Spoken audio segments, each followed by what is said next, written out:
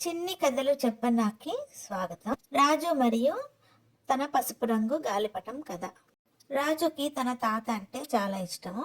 ఒకరోజు తాతని అడిగాడు, తాత తాత సంక్రాంతి వస్తుంది కదా, మనం గాలిపటాలు తయారు చేసుకుందాం, నాకు ఒక గాలిపటం తయారు చేయవా అని అడిగాడు. తాత సరే అని చెప్పి ఒక పసుపు రంగు గాలిపటం తయారు చేశాడు. ఆ గాలిపటానికి నల్లని కళ్ళను కూడా పెట్టాడు తాత. పండగ రోజు పిల్లలందరూ మైదానంలో గాలిపటాలు ఎగరవేస్తున్నారు. రాజు కూడా తన గాలిపటమే పైకి బాగా ఎత్తుకు ఎగరాలని మరింత పైకి పరిగెత్తుతూ ఎగరేయసాగాడు.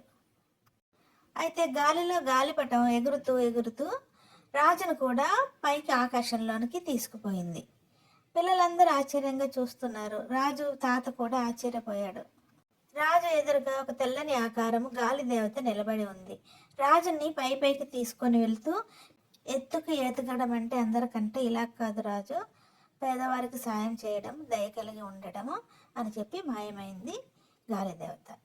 రాజు గాలిపటంతో పాటు మెల్లగా నేల మీద పడ్డాడు. తర్వాత లేచి కూర్చున్నాడు. రాజు తాత ఏమైందని అడిగాడు. రాజు నవ్వి ఊరుకున్నాడు. తర్వాత గాలిపటాన్ని తన గదిలో గోడ మీద పెట్టాడు.